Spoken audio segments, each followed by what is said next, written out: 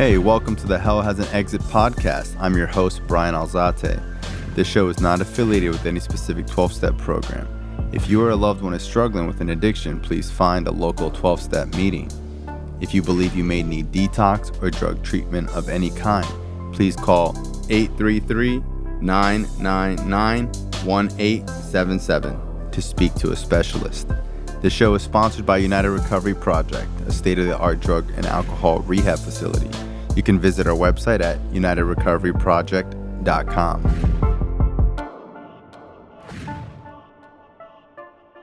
Hey, welcome to Hell Has an Exit. I'm your host, Brian Alzate. Today I have my friend Tony V on the show. Tony V, you're about to celebrate 6 years, or you just got 6 years? September 11th, 2016. Wow. How old were you when you got clean? Almost 43. Almost 43? Damn, yeah. Bro.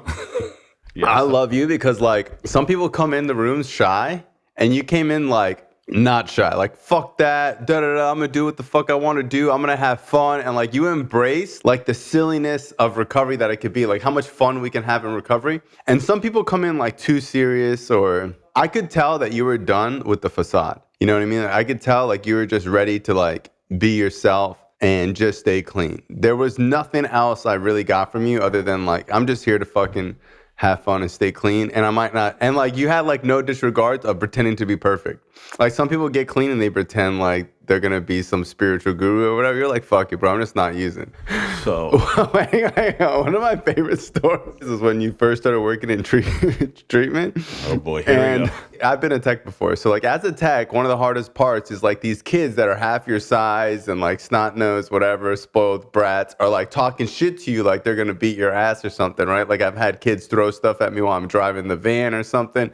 And it takes a lot of like patience and self-control to be like, you know what? I'm just gonna do my job. I'm not gonna fucking act out like they're just addicts and, you know, whatever. Someone had told me that you were like, some kid was like talking shit to you and you were like, bro, I really don't give a fuck about this job. I'll beat the shit out of you. And I remember just laughing so hard. I think you had like a couple months clean. I think I had 9 months clean when I first got my treatment job. And my level of patience and tolerance wasn't, well, my level of acceptance wasn't to the point where my patience and tolerance were. Like, and they weren't even areas of my life that I was even working on at that point. But yeah, look, I was getting $12 an hour.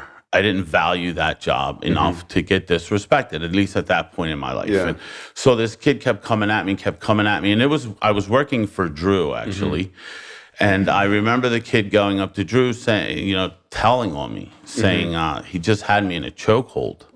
I literally had gotten this kid in like a full Nelson chokehold because he wanted to bump his chest on mine and kind of, so like I wrapped him up WWF style. I kind of walked him into the wall as I was walking him out of the room and like, you know, I roughed him up a little bit. Drew looks at me dead serious. He's like, did you put your hands on this kid? And I was like, yeah, I did.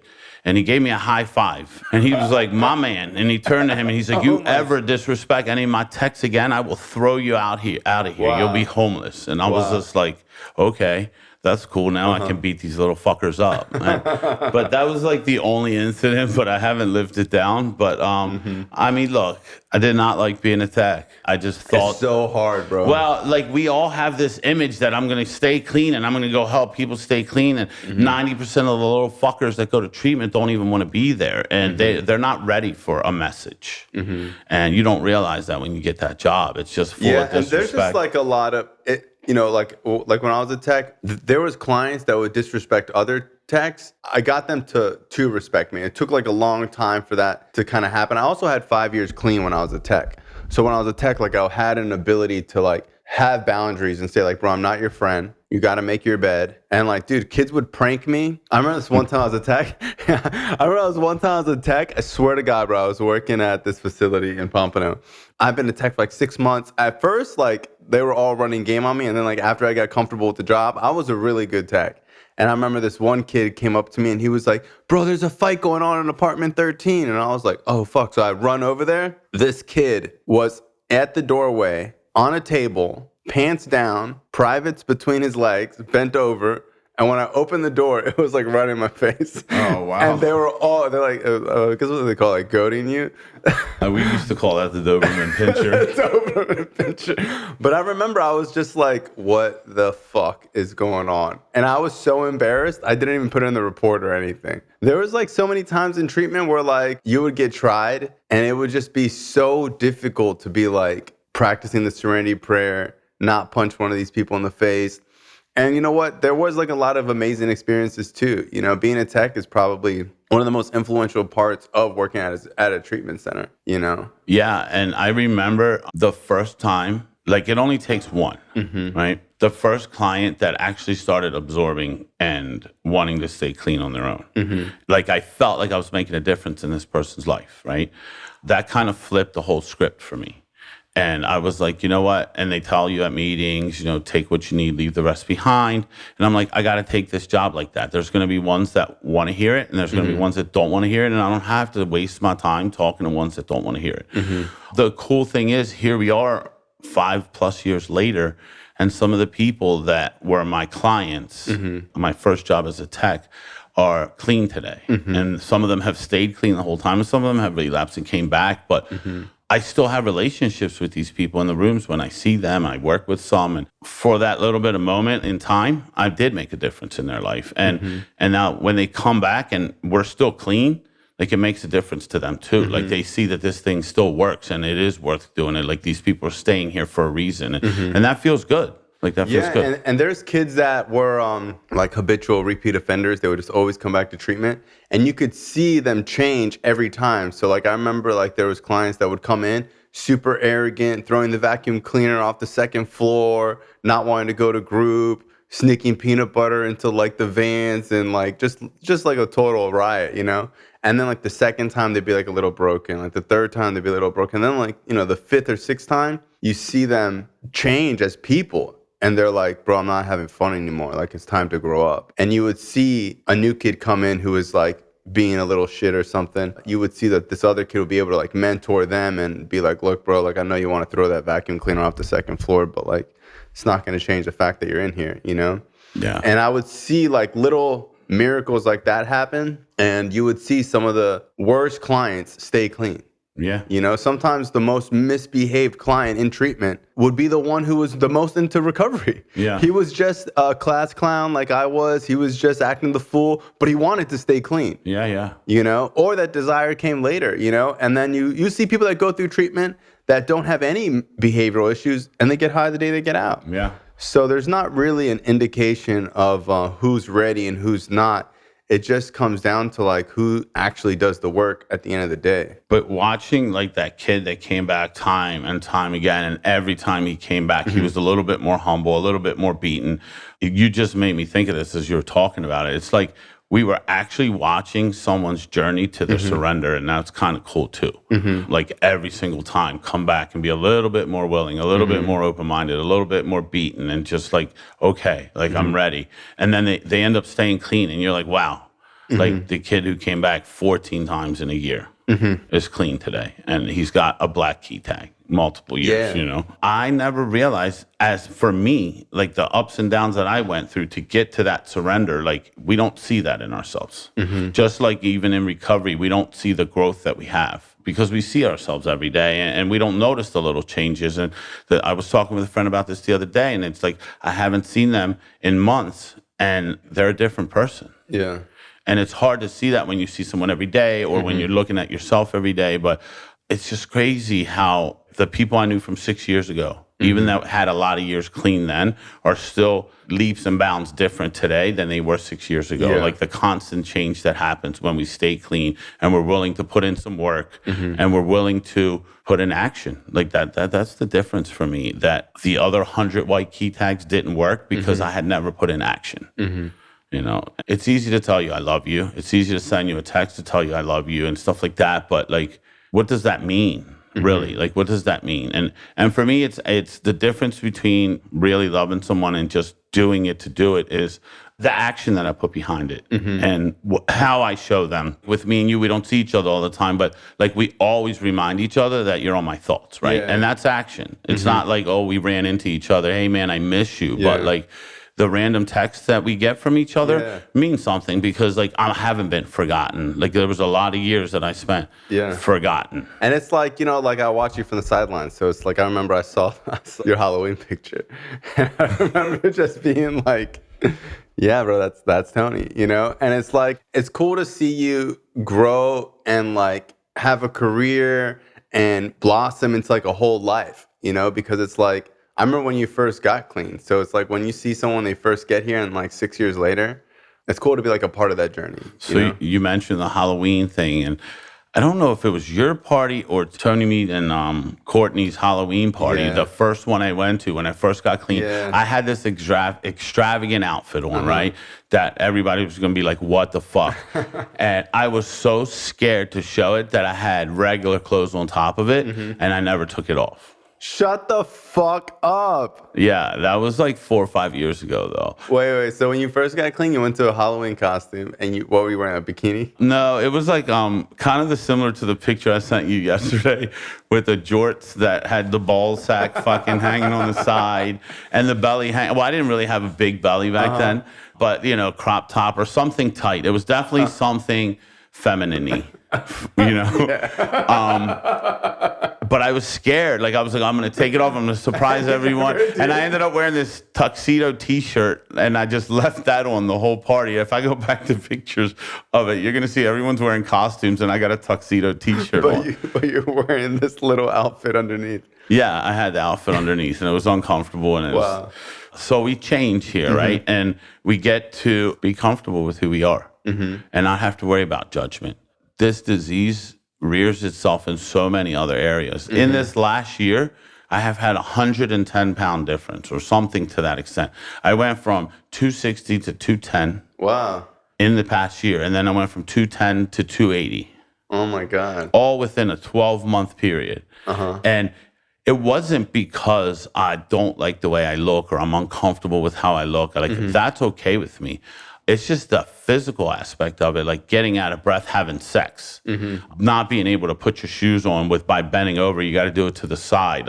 So I'm like, you know what? I'm pushing up in age. Like if I want to live longer, like I have to start doing healthier things. But dude, I was doing so good, and I just was going to have a cheat day. Everyone has cheat days. Normal people that are on diets have a cheat day every week or once a month. And I had been doing this for like 4 months, and I'm like, I deserve a cheesesteak.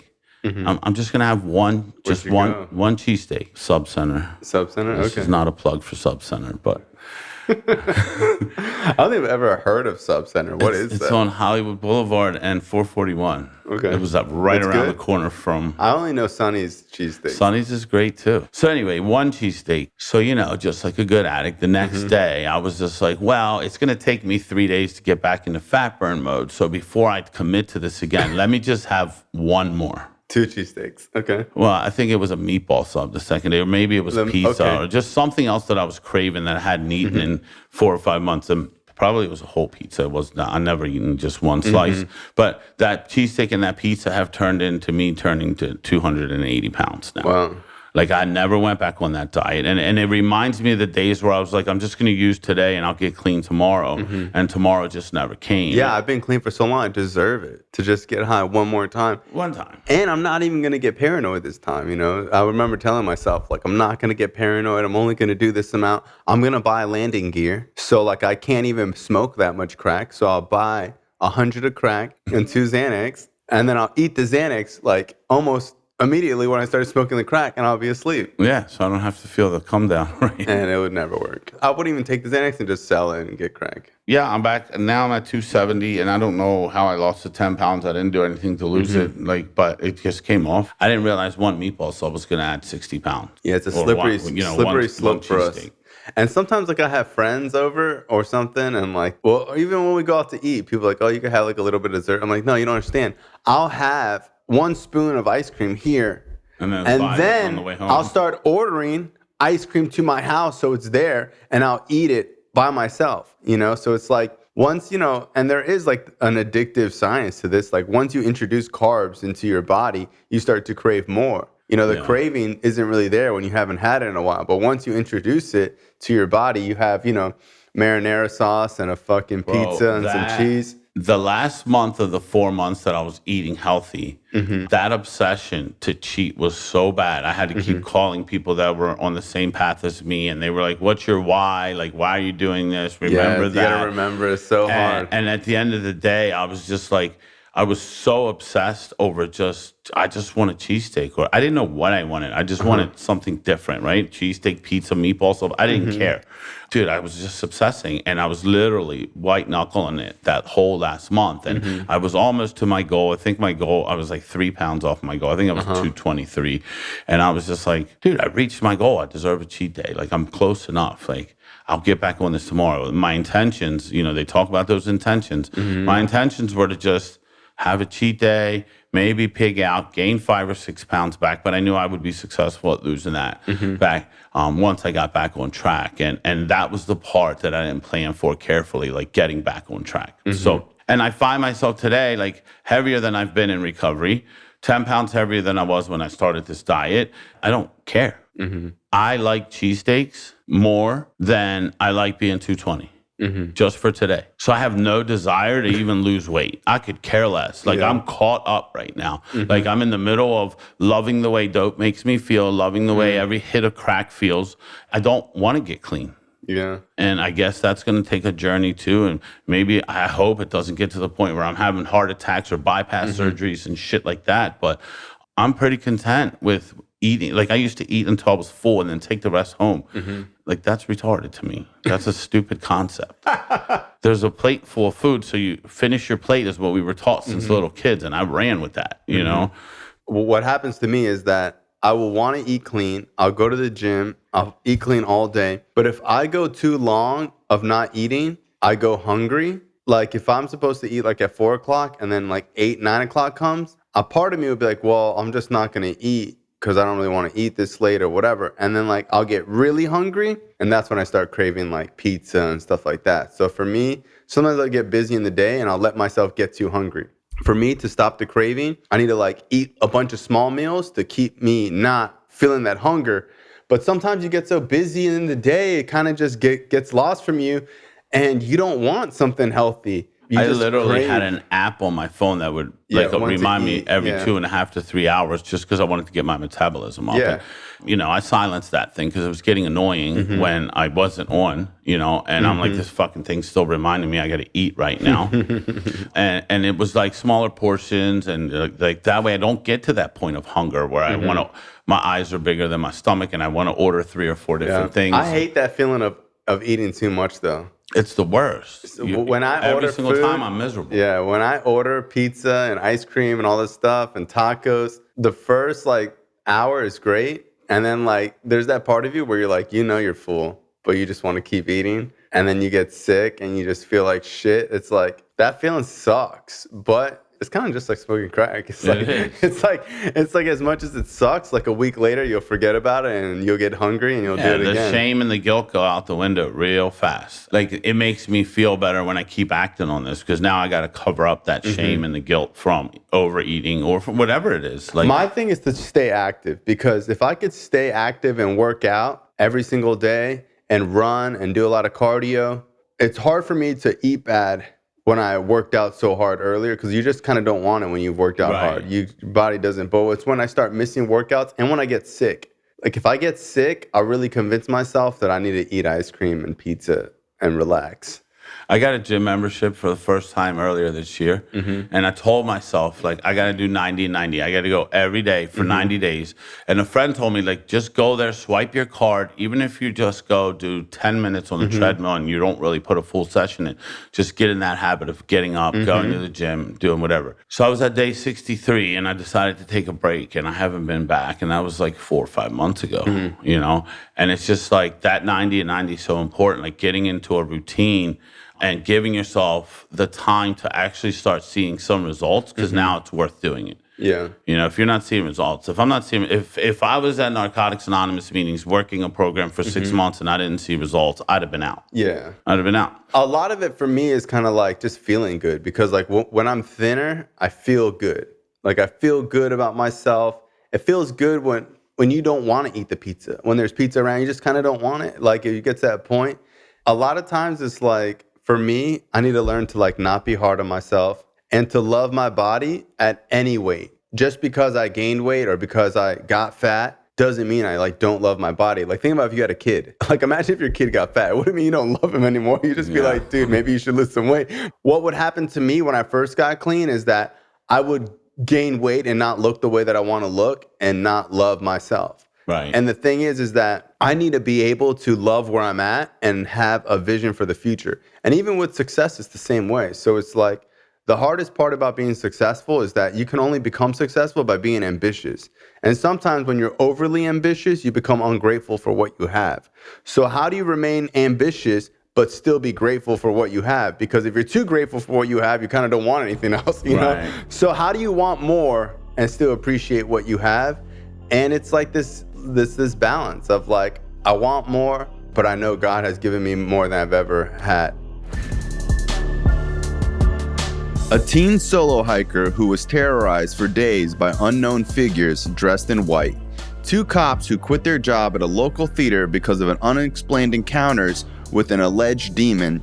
An isolated forest in Canada where people keep turning up headless. These are just some of the strange, dark, and mysterious stories you'll hear each week on the Mr. Ballin podcast. In each episode, Mr. Ballin shares real-life haunting accounts like the case of Haley Zaga, who disappeared from a hiking trail for 51 hours. When search and rescuers finally found her and asked how she survived, she simply said a friend helped her. She described this friend, 4 years old, black hair, and brown eyes. This friend was initially dismissed until they realized a girl had gone missing in that exact spot 23 years earlier and was never found. She was 4 years old, had black hair, and brown eyes. Hey Prime members, listen to the Amazon Music exclusive podcast, Mr. Ballin Podcast, Strange and Dark Mysterious Stories, in the Amazon Music app. Download the app today. Yeah. Because even though I did gain some weight, bro, some people are walking around with fucking cancer that are going to die in 6 months. So, like, who am I to fucking complain about being heavy? Right. You know? Bro, and even with the finances, like, maybe in the last 12 months, didn't have to worry about checking my bank account before making a decision.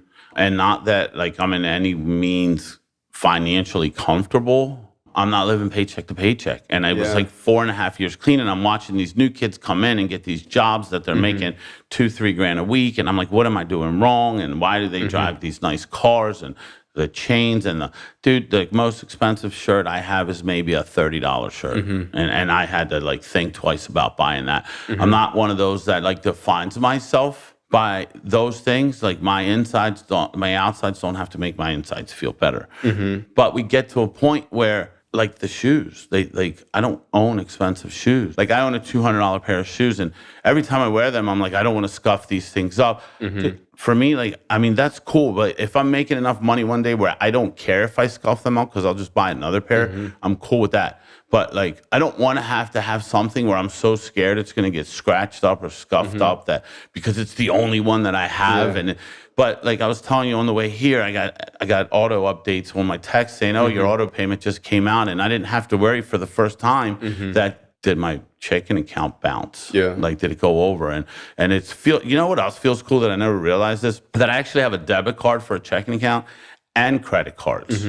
Now I can pump my gas, and I don't have to wait for the gas to stop pumping before I buy something inside because you can't use the same card. I didn't realize how cool that feels, but you got to understand, like I have claimed bankruptcy twice, a house foreclosure, a lot of stuff that screwed my credit up, right? And it wasn't like little things. These were like before I started getting bad on my drug addiction, I had accumulated a bunch of stuff and a huge credit score and all of that stuff. And all of it went out the window. I mean, I didn't even start using until I was almost 30. Wow. Like our stories are almost opposite, right?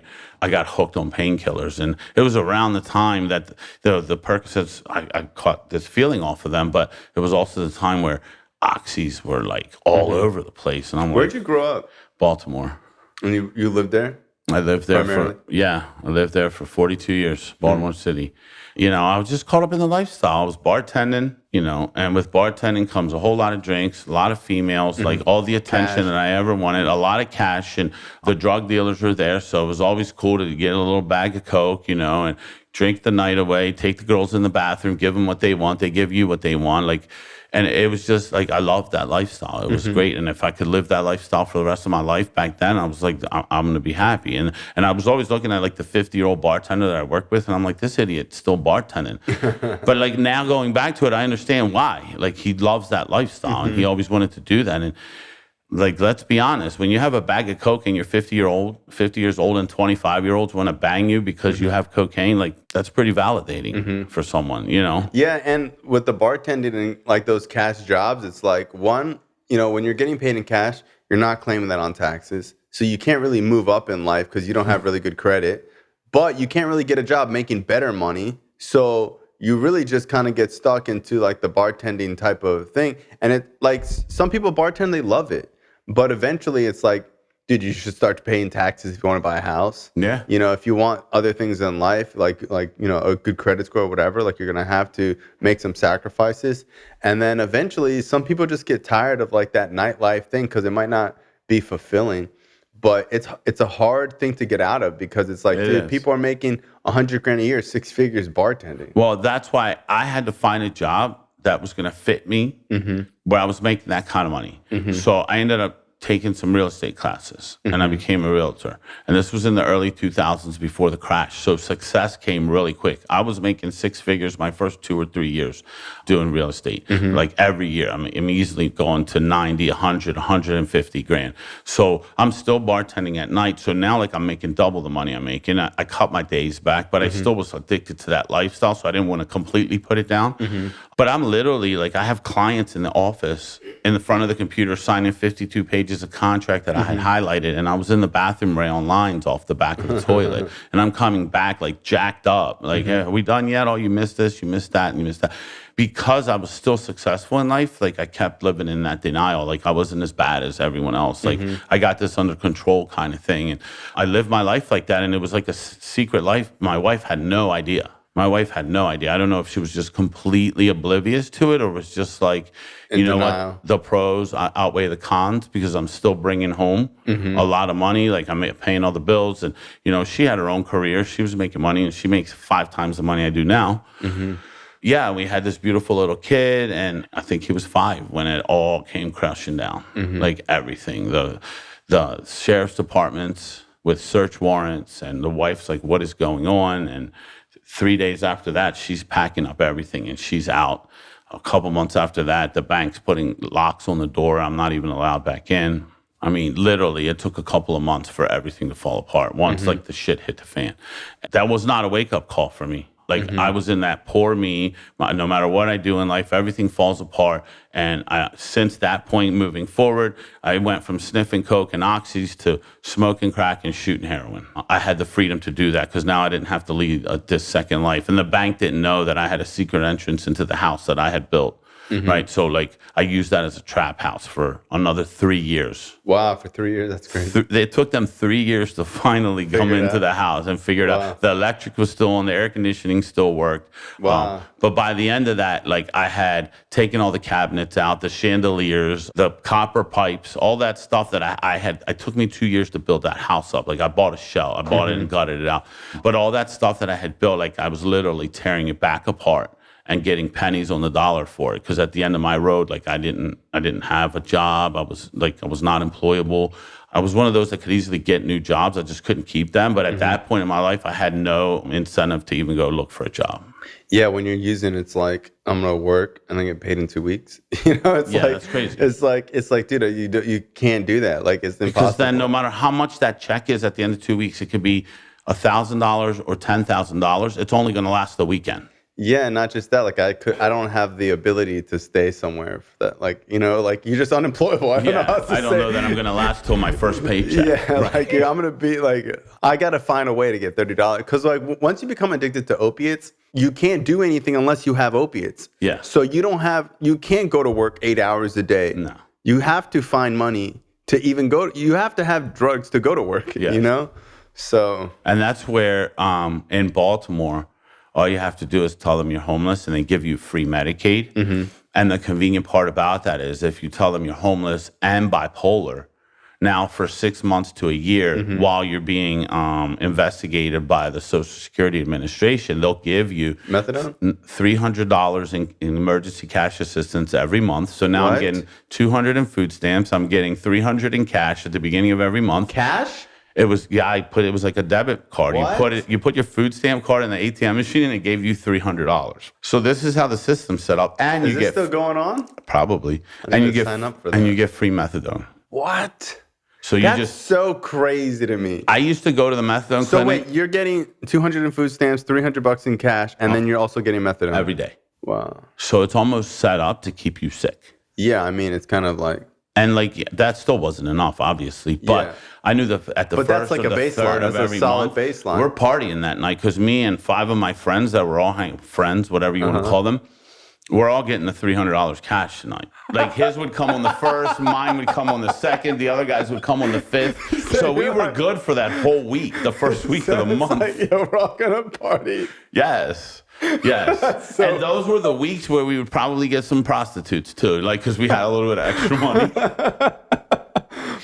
Wow. What percent of the people on this program are doing that? Oh my God. Everybody, right? Yeah. It's crazy. And the ones that didn't know about it were promptly, hey man, I got a way you can get over on the system. Did you know you could get emergency cash assistance? You just go to a doctor, tell them you're bipolar, you send that paperwork to the Social Security Administration, and they're going to give you the emergency cash assistance before they determine whether you're disabled or not. And if they determine you're disabled or not, then you'll get $700 a month. Wow. But if they don't, while they're investigating or while you're appealing it, you're still going to get the $300 every month. So you could appeal it for 6 to 9 months and keep getting this money. And then And I'm sure it's easy to claim that you're mentally ill.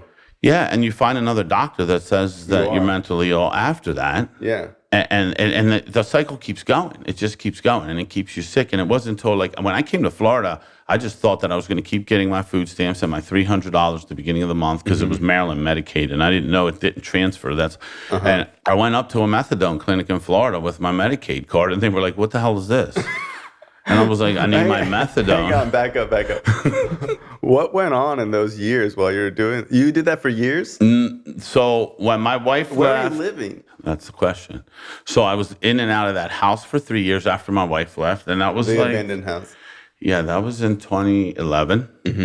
So 3 years in and out of that abandoned house. Then I stayed with my mom when she would have me, and that was a whole other. I can't believe what I put that woman through. But until 2016, I was living with my mom. So you didn't start smoking crack until your 30s? Yeah, I was close to 30, around there. But I didn't put a needle in my arm, so I was 40. Wow.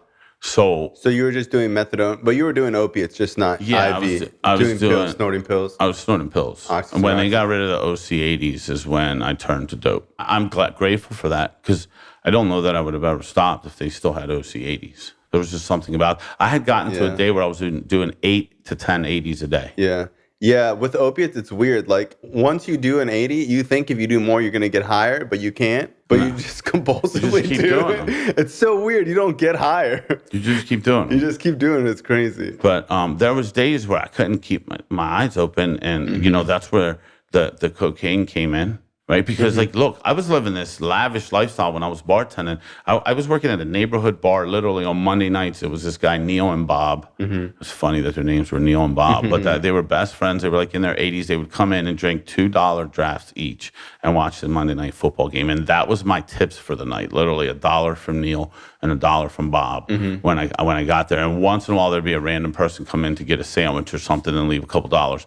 10 years later, when I left, when I got fired from that job, I managed to keep that job for 10 years. Monday nights, I was walking out of there with $500 to $600. So was the other bartender that they had to hire, and we were also giving our manager money because we just couldn't handle the business.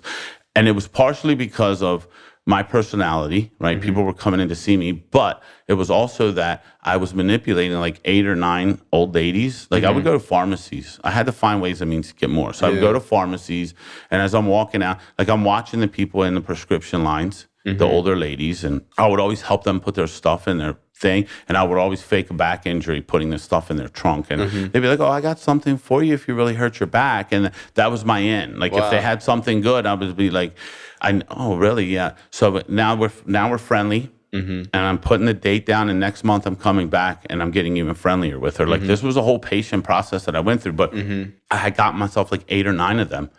Not only were they selling me half of their script every month, I was sleeping with them. Just messing with you. No, did I? Maybe I would have. I didn't. That wouldn't have stopped me. That would have been easier than what I was doing.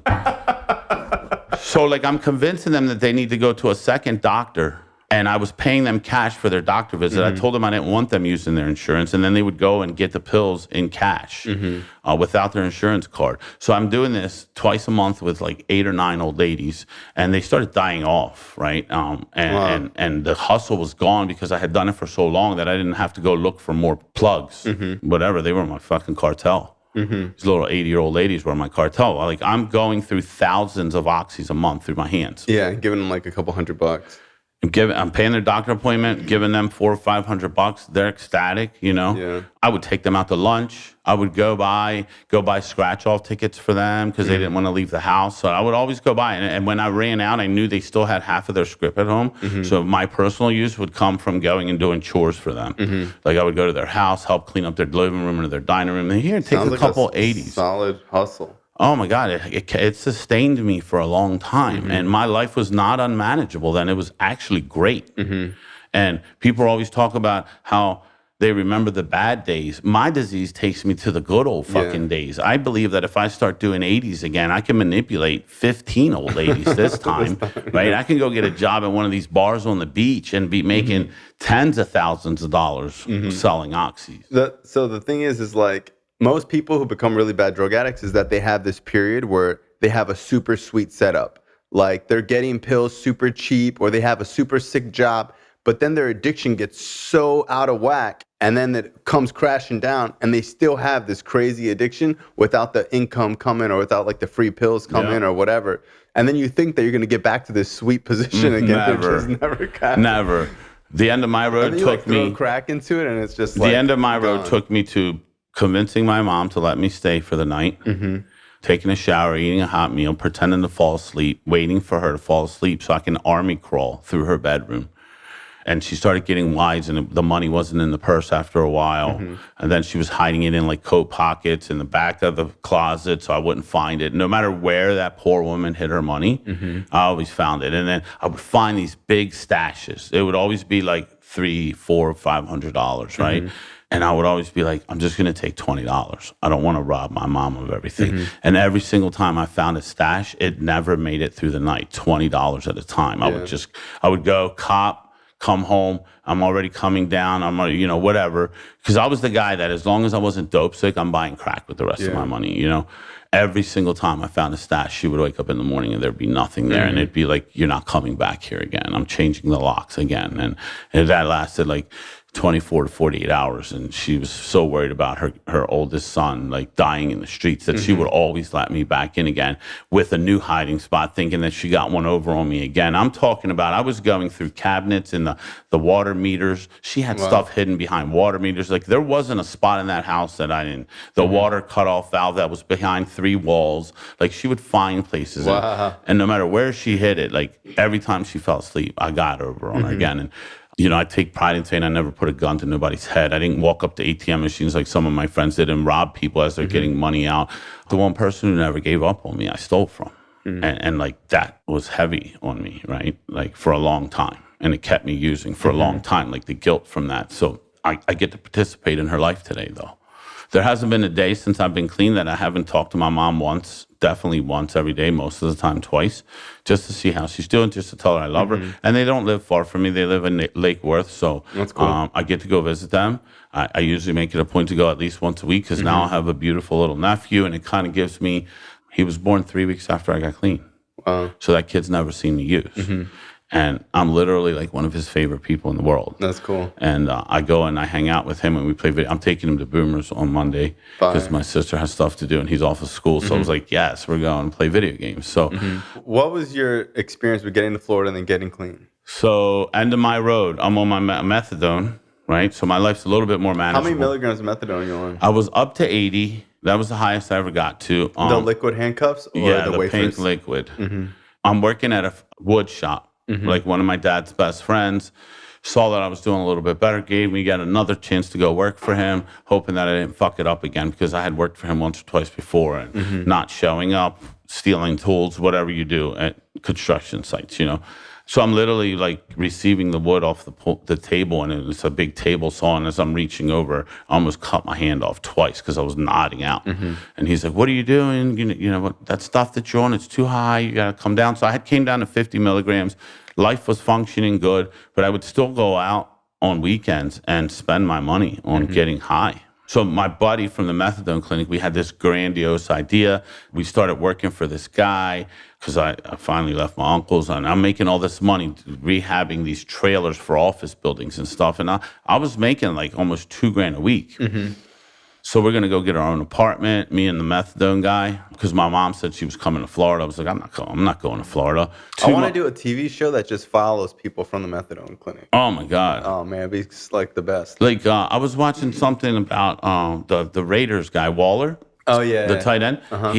He's in, I guess it's in Vegas now, but it's these tunnels that these people live in. And he goes back there. And Really? And he's financing like this, I guess, organization that helps homeless people and drug addicts and stuff. But there was like a little excerpt they did on him. It wasn't like highly publicized, but I watched it, and they're literally in these tunnels, and he used to live in these tunnels. So he goes back and he follows the guy for the day, and some people stay clean and most of them don't, but like he gives them a chance. And Welcome to the Genesis House powered by the United Recovery Project, located in sunny South Florida. We offer drug and alcohol addiction treatment, as well as a major focus on dual diagnosis. Our addiction therapy programs include behavioral therapy, 12-step facilitation, psychotherapy, life skills training, and more. At our facility, you can expect a low client-to-staff ratio, daily group therapy, weekly one-on-one therapy sessions, and luxury amenities such as volleyball, basketball, pool, chiropractor, personal trainer, yoga, massage therapy, and more. Contact the United Recovery Project today, and let's create a better tomorrow. But that's kind of cool. like cool. But a month before the contracts, I don't know if the guy just didn't want me going back. I think that was more likely. But he told me he lost all his contracts. He didn't have work for me. So all the money that I had saved up for the apartment that I was going to get started dwindling because I was still getting high. And like a week before my mom was leaving, I called my sister and I was like, I don't think I'm going to be able to stay in Maryland. Is that offer to come to Florida still open? And she was like, how fast can you have your stuff packed? Well, I didn't have much. I was literally in a room in my mom's house, and I was like, my stuff's pretty packed already. So my sister bought me a plane ticket. We threw the stuff on the truck, and it was supposed to get driven down here, one of those moving companies. I came to Florida, and my last day in Baltimore was at BWI. I had taken a blast before we got to the airport.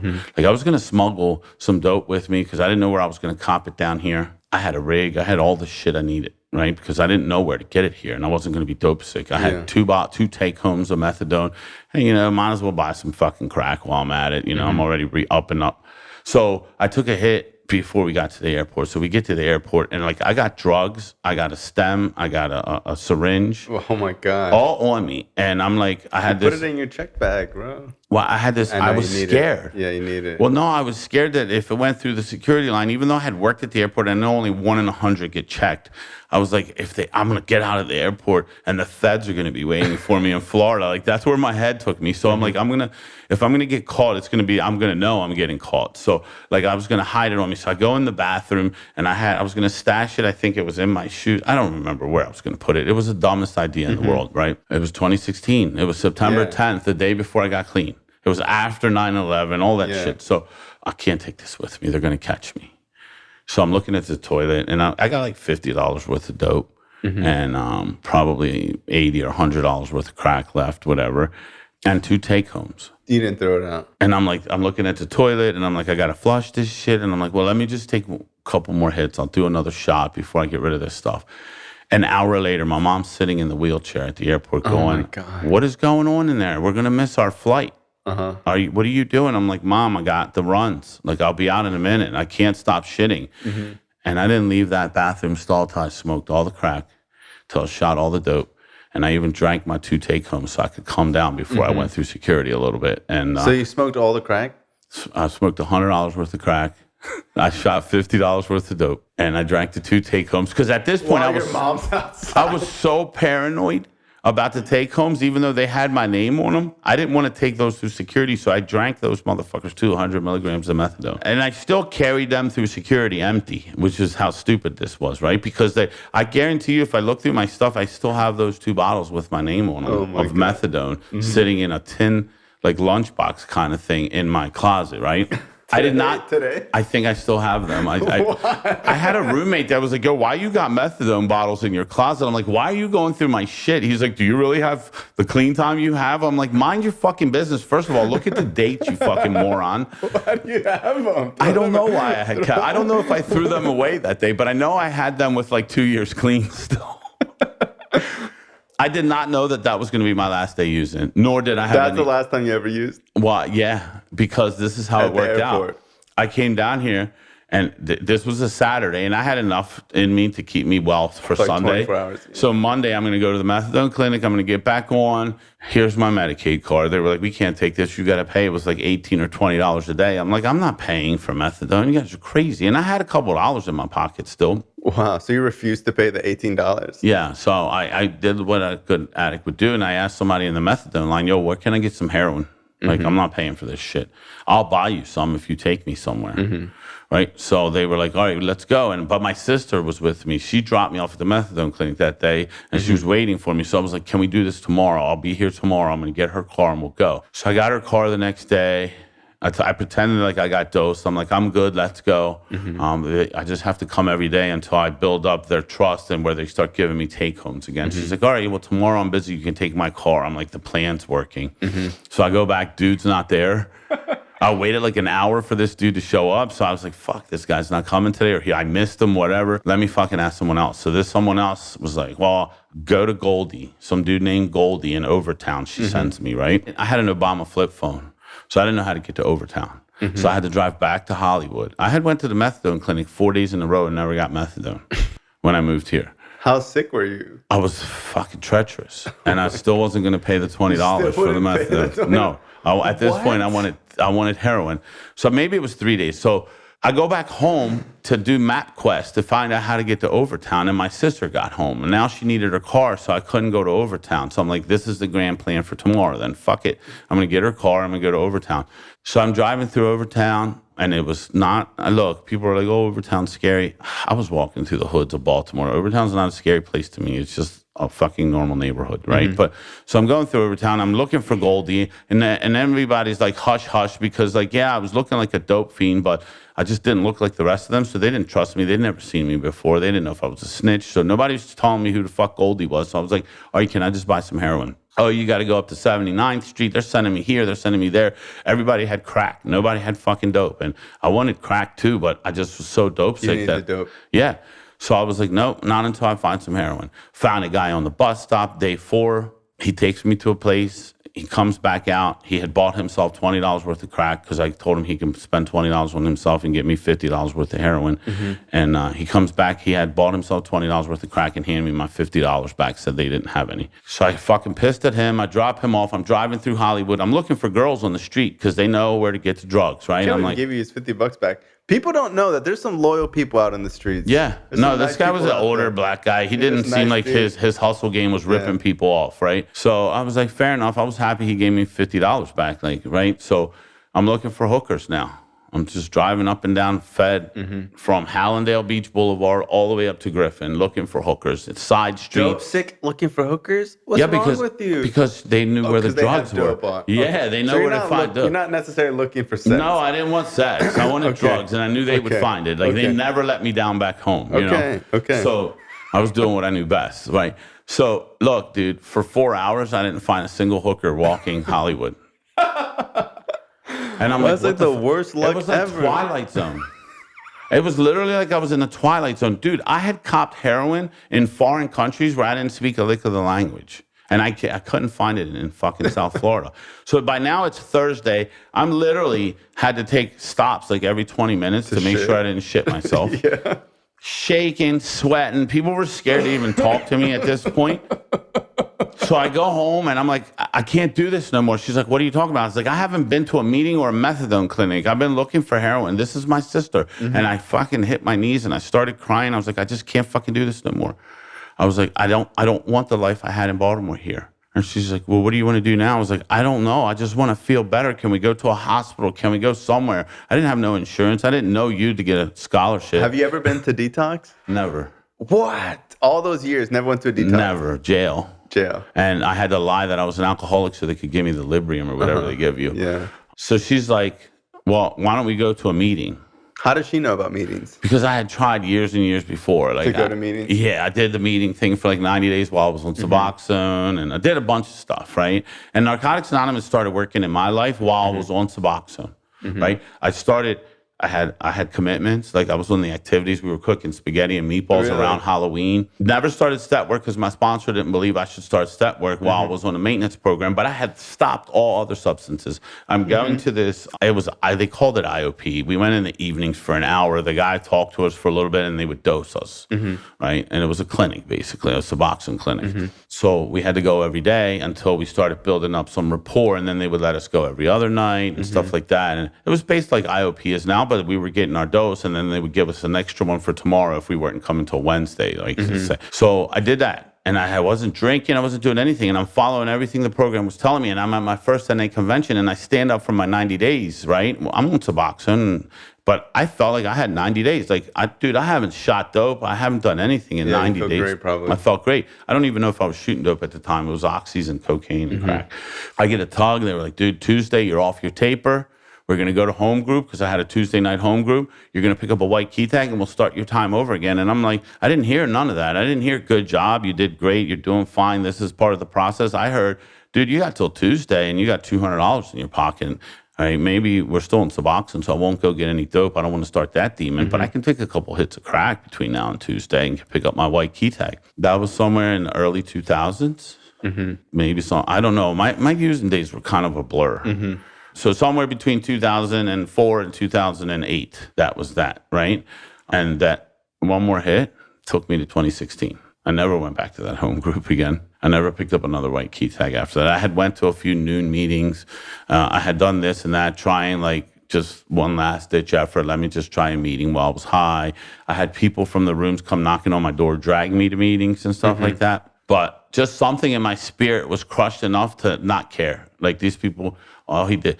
Maybe I just wasn't ready to receive the message. I don't know. But I'm careful today. Like there's a lot of people in the maintenance program, and I know we're supposed to be completely abstinent, right? But who am I to deny somebody their process? I don't give a fuck if they're counting their clean time. Stay alive. Give yourself a chance to stay clean. And one day you're going to realize that you're probably better off without the shit, hopefully. I don't have a problem working steps with somebody on Suboxone today. I don't care. Maybe somewhere working a first step, they realize it's a lot like the gym. It's like, dude, you want to build the habit of going to the gym, and if you eat a pizza when you leave here, like, that's fine. But just keep coming to the gym. Just keep going to the gym. Eventually, and we'll work on the diet later. Yeah. So I don't want anyone ever feeling that way again, like that I felt back at that convention. I left the Narcotics Anonymous convention and went and smoked crack, with my intention being that I'm going to come back Tuesday. I think that was a Friday or a Saturday night. I'm going to come to the home group Tuesday and pick up a white key tag, and we'll start our clean time over. I just need one last hurrah. And since that day to the day I finally surrendered, came a lot of yets. Came the smoking crack every day, all day long, until I ran out of money. Came the putting a needle in my arm. Came the house coming crashing down because the sheriff's department, like all that stuff came after that point. I just don't want anybody to ever feel that they're not welcome, that they don't have a chance, that they're doing it wrong. Just come to the gym every day and we'll figure the rest out. Come, just show up, call me, whatever. That sucks, being in that place that, all right, this is the last house on the block. This is the only place I can get help. And then I felt like I got pushed out. That's how I felt. They didn't really push me out. And it was just one person maybe delivering a message the wrong way. I realized that today, but the place I was at that day, that's all I needed to hear from my disease to say, fuck these people. They're a bunch of assholes. Let's get the fuck out of here. And that's what happened. And yeah, because the thing is like, we get so caught up in like clean time, and if you're using, we don't make people feel that way. Like you could be on heroin and we're like, keep coming. But when people are on Suboxone, sometimes people are like, well, you can't be here on maintenance. And the thing is that like, I want to encourage people to keep coming, but I also want to bring the awareness that you're still on a substance, because it's kind of fucked up to have people thinking that they're clean when they're not. Yeah. But at the same time, it's like, I don't want that to be like a deterring factor. I know this one kid who was on subs, he was coming to meetings. And he's like, yeah, bro, I remember I talked to you outside of a meeting once, and I told you I was on like a quarter of Suboxone. And you just said, that's awesome, man. You're not clean, but keep coming. and he was like, dude, I was like, what the fuck's he talking about? And he was like, it made me want to get clean, because I was like, well, maybe I'm almost there, Right. And like, maybe, I don't know if he said like it was like a dick thing to say, but that's just like my reaction. I was like, okay, cool, bro, you're not clean. But like, maybe I shouldn't have said that, but he got clean after that. You know? Well, I had a girl back home the last person I used with back home was this girl, and we were both at the methadone clinic together. I think that's where I had met her. She had gotten her life together on methadone. She was like on, I don't know, they were giving her like a month's worth of take homes. I think she was on like 3 to 5 milligrams a day. And she kept seeing like the progress in my life since I had moved, right? And she started doing some things in her life. Like, she's not letting this control her. She's not doing any other substances. And the only thing I could tell her is like, I'm proud of you, but like, what do you need 3 milligrams of methadone a day for? Like, what do you really need it for? You're not physically addicted to it. Like, yeah, you're going to have some withdrawals coming off of it, but like, you have the opportunity right now. You have enough. You have 30 take-homes. You can make that last like 3 or 4 months. Like, take it every other day. Take it once every 3 days. Get off of that shit. So then she decided to come down here. It was in May, before COVID, or right when COVID was hitting. I introduced her to a bunch of my friends that she had knew from social media. I took her to a bunch of meetings. So stuff was still going on because COVID hadn't hit. She went back home. She had started her taper, but she went back home. And like a month later, she decided that April 10th was her last day of ever taking methadone again. And she got a sponsor on Zoom. Happened to be a girl from Miami that we both know, Allie. She got her sponsor on Zoom. She got involved with this Zoom meeting in Orlando. It was like an LGBT meeting, but she clicked with those people, and they met 7 nights a week at 7 o'clock. So she started doing service on this Zoom meeting. That's cool. Like, she got clean during Zoom. A lot of people did. It's crazy. When people that were clean found excuses to go use, like, she got clean during Zoom. And I don't know that I could have did that, but she was just at her point. So now she's built this support network of people that she actually had met before that she can see on Zoom and connect and this and that. And it worked for her. And then she got honest a little bit and said, yeah, I'm still kind of drinking here and there, but I'm going to cut that out too. I think that was before April 11th. But April 11th is her clean date. And she just celebrated 2 years clean this past April. That's dope. That's awesome. Yeah. Sometimes we just make a difference in people's lives by how they see us and how our lives are starting to turn out, because she's like one of the few people that knew me at my worst. Yeah. It's just cool to make a difference in people's lives. And yeah, I'm a little extra on social media. Like, I'm always posting like everything on there, but I don't have nothing to hide. Like, it's not like I'm worried about my job finding out. I work for a treatment facility. Yeah. It's not like I'm worried about anyone that I'm going to interview with, because they're going to see on my criminal background the dozens of arrests and the felony that I had for stealing from a job. That's a whole other story, but that's still haunting me today. But it's been over 7 years since that felony, and I just printed out paperwork to fill out to possibly get it expunged. Fire. Yeah. That's awesome. Yeah, and I don't even need to, but why not? Because I never thought I'd buy another house, but it's in the cards right now. Yeah, for sure. Right? So like, I'm starting to save up a little bit of money to either, maybe not a house, a condo or whatever, but like, they're going to do a credit check. They might do a background check if it's in the community. So why let this thing keep haunting me? So like, just being clean has given me the opportunity to start building my credit back.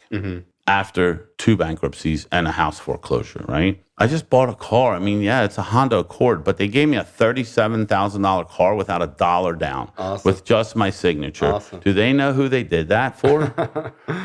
And I'm not saying that to brag. I'm probably a little overextended on the car payments because I didn't have no money down. But I was like, yeah, if you could get me in a loan for this, I'll buy it today. And I put my foot in my mouth, because the guy came back. He's like, well, and the interest rate wasn't ridiculous. And I'm like, wow, like, this is doable. So like, we start getting some things back. And why not get that record thrown out, right? Why not get my right? I finally got my rights restored to vote. I haven't voted in 20 years. And I went and voted. I only voted for 2 people, but I just wanted to go to the gym. Yeah. You know, maybe next election I'll vote for more. Maybe I'll start being interested in politics now because I never was able to vote. So why do I care what these politicians have to say? What difference is it going to make in my life when I can't even vote? I can't make a difference. So maybe I start getting interested in politics now because I had never been before. But like there's these opportunities that were never important in my life that are so important in everyone else's life and society at large that like now they're important to me, you know? Well, hey, I want to appreciate you coming on the show. I love you very much. That was an amazing message. And it's always good to see you, bro. Thanks for having me. It was amazing. Thank you. This show is not affiliated with any specific 12-step program. If you or a loved one is struggling with an addiction, please find a local 12-step meeting. If you believe you may need detox or drug treatment of any kind, please call 833-999-1877 to speak to a specialist.